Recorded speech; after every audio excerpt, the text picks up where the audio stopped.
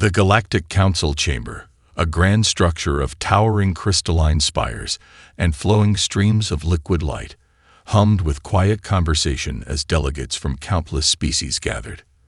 The topic of the day was unimportant to most, some minor territorial dispute in an unremarkable sector. That was until the name of a relatively unknown race surfaced. Humans, scoffed High Chancellor Vorik of the Silari Empire, his scaled features contorting in amusement. Are we truly wasting time discussing them? A representative from the Jurak Dominion, a species known for their meticulous record-keeping, cleared his throat. There has been an incident. A auxiliary fleet engaged in a skirmish with the Terrans.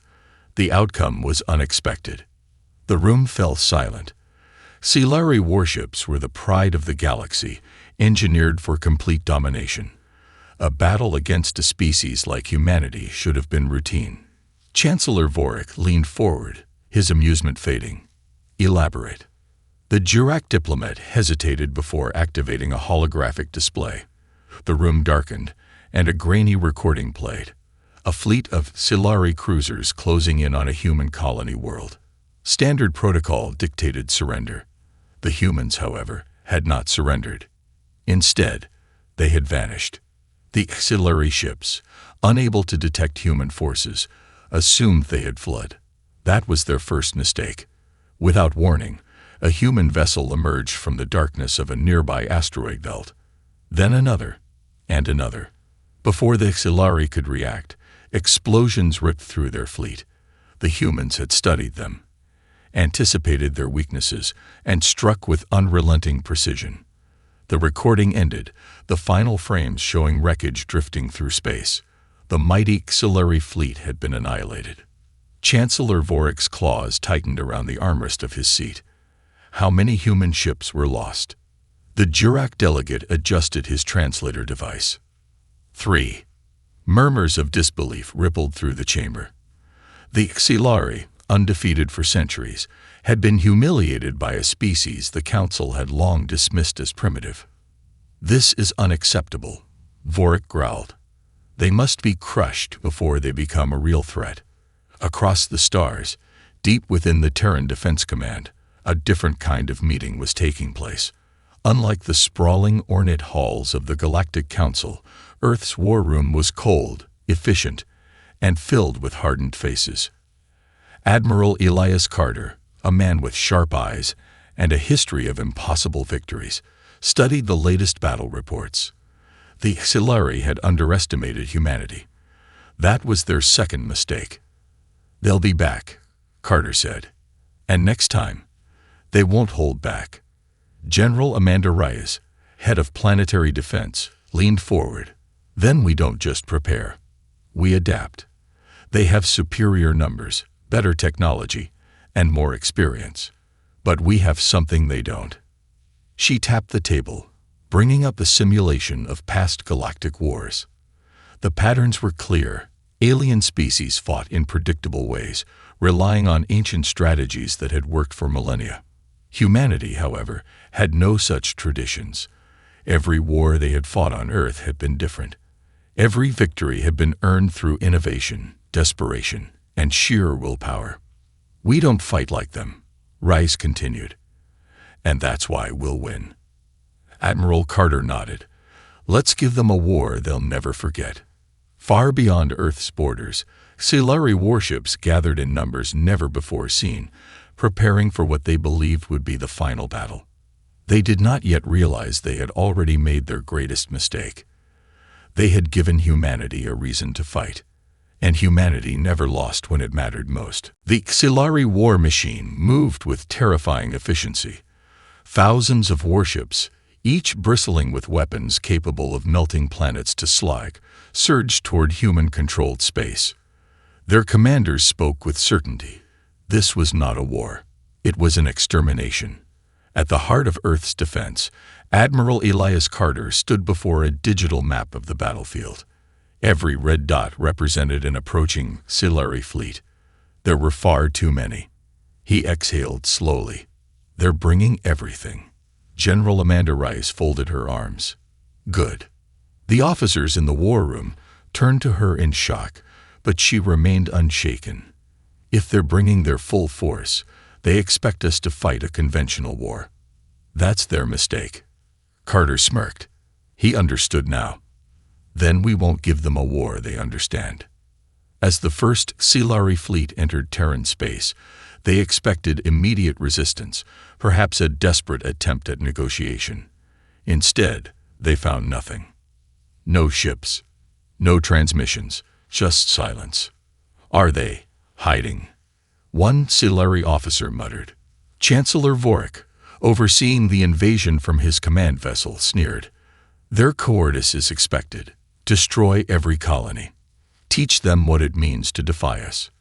The Exilari Armada advanced, descending upon the first human colony world, Artemis III. Their bombardment began immediately, reducing outposts to ash. Then something unexpected happened. The moment the first city fell, human ships appeared, not from hyperspace, but from the wreckage of the asteroids and debris fields around the planet. The Exilari fleet, focused on the surface assault, had ignored them. It was a brutal ambush. Human forces struck without hesitation. Small, agile attack ships weaved between massive Exilari cruisers, launching precise, coordinated assaults. Their weapons targeted engine cores, shield generators, and ammunition storage. Each attack was devastatingly efficient. The Exilari, trained for grand battles with overwhelming firepower, struggled against an enemy that refused to fight by their rules. When their massive warships turned to engage, the human vessels vanished once again, disappearing into the dark void of space. This isn't war, one Silari commander growled. This is hunting. Across multiple battlefronts, the pattern repeated. The Exilari would advance, seemingly unchallenged, until humanity struck from the shadows. Every battle played out like a carefully laid trap. At the colony of New Horizon, human forces used planetary storms to mask their movements, launching devastating ground assaults before retreating into the chaos. At the space station Meridian 9, a single human battleship, broadcasting distress signals, lured an entire Exilari fleet into a gravity well. By the time they realized the trap, it was too late. Half the fleet was destroyed. The Exilari war machine, once unstoppable, was bleeding. In the Galactic Council chamber, the delegates watched in stunned silence as reports flooded in. This is impossible, a Hindarian ambassador whispered. The Exilari should have crushed them days ago. Chancellor Vorik, his rage barely contained, slammed a clawed fist against his throne. Humanity is using deception. Trickery. These are not the actions of a civilized race. The Jurak delegate, always impartial, simply responded, they are winning. Back on Earth, Admiral Carter and General Reyes observed the battle reports. The Exilari had overwhelming force, but they lacked adaptability. Humanity's strategy was working. But Reyes knew the war was far from over. They'll adapt, she said. They'll stop underestimating us. And when they do, Carter nodded grimly. We'll be ready. The Exilari had come expecting conquest. Instead, they had walked into a war unlike any the galaxy had ever seen. And humanity had only just begun. The Exilari Empire had never known true fear. For centuries, their conquests had been swift and absolute. Their fleets, vast and indomitable. Their rule, unchallenged. But now, something had changed. They were losing. Chancellor Vorik stood before a massive holographic map of the war.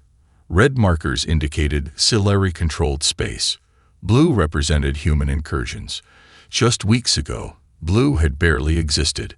Now, it spread like an infection across the warfront. How? He growled. They have no superior technology. No genetic enhancements. They shouldn't even exist as a threat. His war council remained silent. No one had an answer. But the truth was clear. Humanity had learned. Deep within the heart of Earth's military complex, engineers worked tirelessly, repurposing alien wreckage into something new. Terran ships had started the war as underdogs, outmatched, outgunned. But every battle brought new data. Every captured enemy vessel became a blueprint for improvement. Human engineers reverse-engineered Xilari shield generators, improving them beyond their original design. Their weapons, once primitive by galactic standards, became precise instruments of destruction, optimized to exploit every vulnerability in the enemy's defenses. And most importantly, human factories adapted faster than the Xilari could comprehend. Where it took the Empire months to construct a single warship, humanity produced entire fleets in mere weeks. The war machine of Earth had awakened. On the battlefield, the change was immediate. Xilari commanders, expecting another campaign of easy victories, suddenly found themselves overwhelmed. At the Battle of Vega 7, a human fleet of inferior ships engaged a superior Xilari force. By all calculations, the battle should have been a massacre. Instead, it became a slaughter, just not for humanity. Human ships, now equipped with improved shielding and weapons, struck with terrifying precision. Their fleet moved with an unpredictable ferocity, executing coordinated assaults with artificial intelligence-assisted strategies. The Xilari flagship, Valkyr's Wrath, attempted to retreat. It never made it out of the system. Survivors of the battle reported a chilling realization. Humanity was no longer just defending itself, it was hunting. The Galactic Council convened an emergency session. The war had escalated beyond expectation, and for the first time in history, the Council debated a terrifying question. Could humanity actually win? They are not fighting for conquest, the Jurak delegate observed. They are fighting for survival. And that makes them the most dangerous opponent imaginable. A representative from the Renari Confederation, a species long oppressed under Xilari rule, leaned forward. And if they do win? What then? Silence. No one had an answer. On the front lines, General Amanda Rise watched as another Xilari fleet burned in the void. Humanity's forces were no longer merely surviving. They were advancing. Admiral Carter stood beside her, arms crossed. They're afraid of us now. Rise exhaled. Good. For too long, humanity had been dismissed. But now, the galaxy was learning a truth it could never forget. Earth was not just another world. Earth was the future. The war had reached a breaking point. The Xilari Empire, once unshakable in its dominance, now reeled from loss after loss. The battlefront had shifted, not because of superior firepower, but because of something the Xilari could not understand. Humanity did not fight by the rules of the galaxy. They did not follow ancient doctrines or rigid strategies passed down over centuries. They adapted. And now, they were winning. Chancellor Vorik stood in the heart of the Xilari War Command, his golden eyes scanning the latest reports. More planets lost. More fleets annihilated. This was not possible. No species had ever turned the tide against the Empire. These humans, Vorik muttered, they should be on their knees by now. A Xilari strategist, his scales dulled with exhaustion, cleared his throat. Chancellor, the situation is worse than expected. The war is no longer contained. He gestured to a holographic star map. There, in the heart of Xilari-controlled space, systems had begun to flicker in a new color, not human blue, but the deep gray of neutralized territories. They're rebelling, the strategist said grimly. The Renari, the Vraknos, even some of our own vassal worlds. They see what the Terrans have done, and they believe they have a chance. Vorik's claws tightened. They don't have a chance. They are insects beneath our rule. The strategist hesitated. So were the humans. The words stung. On the other side of the war, in the war room of Earth's Terran Defense Command, Admiral Elias Carter and General Amanda Rice studied the same map. Except to them, it did not represent rebellion. It represented opportunity. The Xilari Empire is cracking, Carter said. We forced them into a position they've never been in before. And now, The galaxy is watching. Reyes nodded. If we push forward now, we don't just win the war. We change everything. Humanity had never set out to be conquerors. They had never desired dominion over the stars. But now, something greater was at stake. The war was no longer about Earth's survival. It was about the survival of every species that had ever suffered under the rule of the Xilari. And so, a new message was sent across the stars, not one of fear, but of defiance. To every world that had ever been subjugated, to every race that had ever been told they were lesser, to every civilization that had been crushed under the weight of an empire too arrogant to believe it could ever fall, the message was simple. Rise. Across the galaxy, enslaved worlds erupted in open rebellion. Xilari fleets found themselves overwhelmed, not just by human forces, but by those they had ruled for centuries. The balance of power was shifting, and for the first time in history, the Empire was afraid. And on the front lines, the Terran fleet did not slow. It accelerated. Humanity had been underestimated for too long. Now, they would show the stars what Earth was truly capable of. The war had reached its most critical stage. The Xilari Empire, once thought invincible, now faced enemies on every front. Human forces, once dismissed as insignificant, were no longer just fighting for survival. They were leading the charge against tyranny. And the galaxy had taken notice. Chancellor Vorik stood on the bridge of the Dominator's wrath, the pride of the Xilari fleet. It was the largest warship ever constructed, a floating fortress capable of reducing entire planets to rubble. He had come to oversee what should have been the Empire's final, decisive strike against humanity. Instead, he found himself watching an empire crumble. Reports flooded in. The Renari homeworld had declared full independence. The Vraknos warbands had turned against their former masters, raiding Xilari supply lines.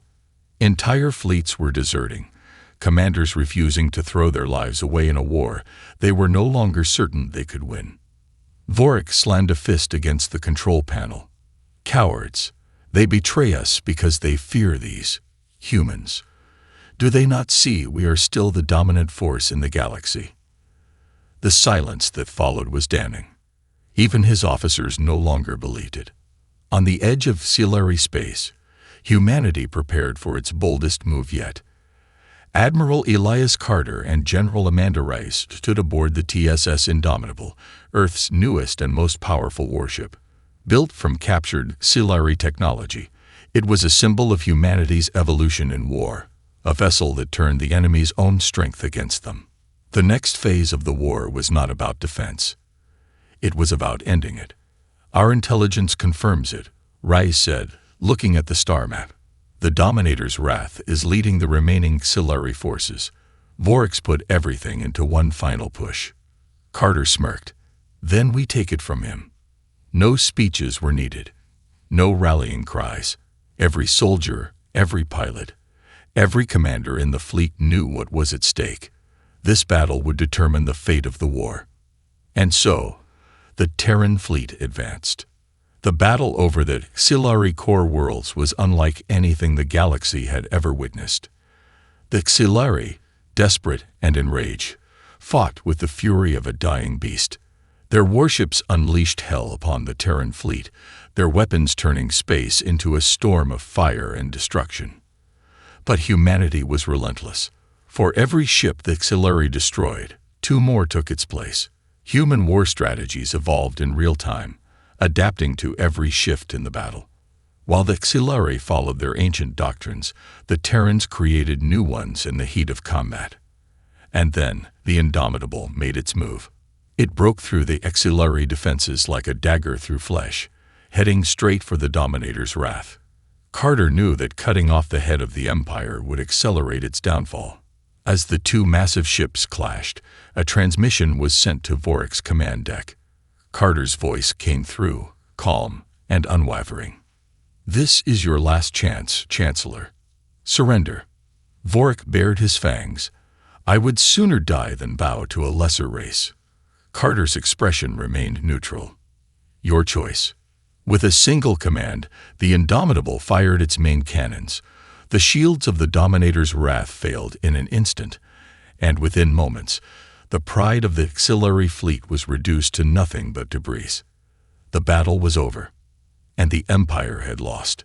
Across the galaxy, the fall of the Dominator's wrath was felt like a seismic shift. Auxiliary forces, seeing their leader defeated, surrendered en masse. Oppressed worlds rose in triumph, shattering the last remnants of auxiliary control. The war was won. But for humanity, this was just the beginning. The galaxy would never be the same, and Earth had taken its rightful place among the stars. The auxiliary empire had fallen. What was once the most feared power in the galaxy now lay in ruin. Its fleets were shattered, its armies broken, and its leaders either dead or in hiding. Across the stars, former vassal worlds rejoiced, tearing down the banners of their former oppressors and reclaiming their independence. But for humanity, the war was not yet over, because victory was not the same as peace. Admiral Elias Carter stood on the bridge of the TSS Indomitable, staring at the holographic projection of Selvora, the capital world of the former empire. It had once been the heart of auxiliary rule, a fortress planet thought to be untouchable.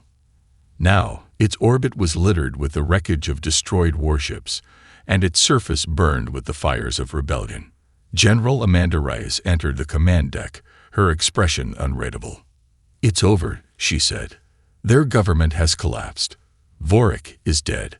The remaining auxiliary forces are surrendering or fleeing." Carter exhaled slowly. "And yet, it doesn't feel like a victory." Rice nodded. "Because now comes the hard part."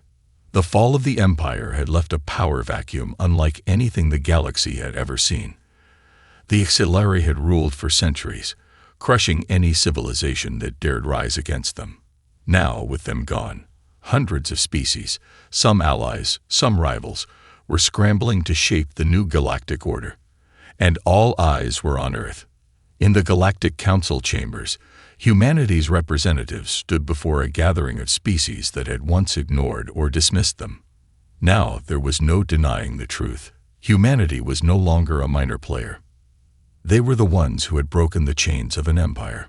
The Jurak delegate, one of the oldest and most respected members of the council, leaned forward. "The auxiliary are gone. Their rule is finished. But the question remains, who will take their place?" Silence filled the chamber. No one wanted to say the obvious. Earth now had the power to rule, to reshape the galaxy as it saw fit. The Renari ambassador, whose people had suffered under auxiliary rule for generations, spoke up. "You could take their throne, you know. No one could stop you." Carter, standing at the head of the human delegation, met the ambassador's gaze. He knew the truth in those words. The Terran fleet was the strongest force in the galaxy now. If humanity wished, they could seize control, dictate law, and shape the future in their image. But that was not why they had fought. "We didn't come here to build an empire," Carter said firmly. "We fought to break one." A murmur rippled through the council chamber. Some delegates looked relieved, others wary. Rice took a step forward, her voice unwavering. "Humanity will not be your new overlords. We don't believe in ruling through fear and conquest." She paused, then added, "But we won't turn our backs on what comes next either." Because the truth was simple. Power demanded responsibility. The war was over. But the battle for the future had just begun. With the war over, the galaxy stood at a crossroads. The auxiliary empire, once the unchallenged rulers of the stars, had crumbled. In its place, chaos reigned. Former vassal worlds struggled to establish new governments. Old rivalries reignited as power-hungry factions fought to carve out their own dominions. The Galactic Council, once a mere puppet under auxiliary rule, found itself unprepared to mediate the sheer scale of the conflict. And at the center of it all stood humanity. On the surface of Selvora, Admiral Elias Carter and General Amanda Rice walked through the ruins of what had once been the Imperial Palace. The once grand halls, lined with banners of conquest, were now silent. Statues of former auxiliary rulers lay shattered on the marble floors. Fires still smoldered in the distance, the remnants of the rebellion that had finally overthrown centuries of oppression. "We've won," Ray said, surveying the destruction. "But look at this place, Carter. It's not a symbol of victory. It's a graveyard." Carter nodded, understanding her unease. Humanity had shattered an empire, but in doing so, they had also created a vacuum. The question that had haunted them since the war ended still lingered. What happens now? A voice interrupted their thoughts. "That's what we came to discuss." They turned to see the Jurak delegate, flanked by representatives from the newly independent worlds. The Renari ambassador, her reptilian features sharp with intensity, stepped forward. "You refuse to take the auxiliary throne. That was a wise decision," she said. "But the galaxy is not stable. If nothing is done, warlords will rise, and a new tyranny will take the old one's place." Carter exhaled, glancing at Reyes. They had already considered this. "We're not conquerors," Reyes said. "We didn't fight this war just to become the next oppressors." The Jurak delegate nodded. "No, but you are the only one strong enough to hold the galaxy together." Back on Earth, the Terran Defense Command held an emergency meeting. The war had ended, but the demands on humanity had only grown. The galaxy expected them to lead, whether they wanted to or not. "Let's be clear," one of the admirals said. "They don't want a ruler. They want a shield, a power strong enough to keep the peace but not seize control." Reyes leaned forward. "And if we don't step in, what happens?" A strategist pulled up a star map filled with countless flashing signals, distress calls, reports of new conflicts, planetary unrest. Carter sighed. Then the war never really ends. The Terran leadership faced a choice. Humanity had fought for its own survival. Now, the survival of countless others rested on their shoulders. And so, a new message was sent across the stars. Humanity would not rule, but it would stand. A peacekeeping force, not of conquest, but of protection, was formed. The Terran Defense Initiative, built not to control, but to ensure that no empire like the Xelari would ever rise again. Humanity had been underestimated. Now, it would become the guardian of the galaxy. The war was over. The Xelari Empire, once the iron fist of the galaxy, had been shattered. But in its place, uncertainty loomed. Worlds that had lived in fear for centuries now faced a different challenge. Freedom without guidance, independence without stability. Without intervention, new tyrants would rise, and warlords would fill the void the Xelari had left behind. Humanity, the ones who had delivered the final blow to the Empire, had no desire to rule. But they could not simply walk away either. And so, they chose a different path. From the ruins of war, the Terran Defense Initiative, TDI, was formed. It was not an empire. It was not a conquering force. Instead, it was a promise, a force dedicated to ensuring that no species would ever suffer under tyranny again. Led by experienced commanders and supported by a coalition of newly liberated worlds, the TDI's mission was simple: maintain peace, prevent the rise of another empire, and protect the freedoms that had been so hard won. It was not an easy task. In the distant Xelari colonies, rogue admirals attempted to establish their own dominions, hoping to reclaim the Empire's former glory. The Terran fleet moved swiftly, dismantling their power before they could become a threat. On the war-torn worlds of the Renari and Vraknos, chaos threatened to spiral into civil war. The TDI stepped in, not as rulers, but as mediators, ensuring fair governance and preventing another cycle of oppression. Some feared that humanity was simply building its own empire in disguise. But then, in an unprecedented move, Earth itself refused any claim to conquered territory. Instead, every liberated world was given the right to self-govern, under the watchful protection of the TDI. It became clear, humanity was not here to rule. They were here to guard. In the halls of the Galactic Council, where once humanity had been ignored, Now they sat at the head of the table, not as emperors, but as equals. Admiral Elias Carter stood before the assembly, his voice firm. The Xilari once dictated the fate of this galaxy through fear and oppression, he said. That era is over. We will not replace one empire with another. But we will not allow chaos to take its place, either. He paused, letting his words sink in. If warlords rise, we will stop them. If another empire seeks to enslave, we will stand against it. If any species threatens the freedom of another, we will answer the call. Silence filled the chamber. Then, one by one, the representatives of liberated worlds stood in agreement. The Jurak, the Renari, the Vrachnos, even some former Xilari factions who had no desire to see their people repeat the mistakes of the past. Together, they swore an oath. The days of oppression were over. And should any new tyrant rise, they would face not just humanity, but a united galaxy.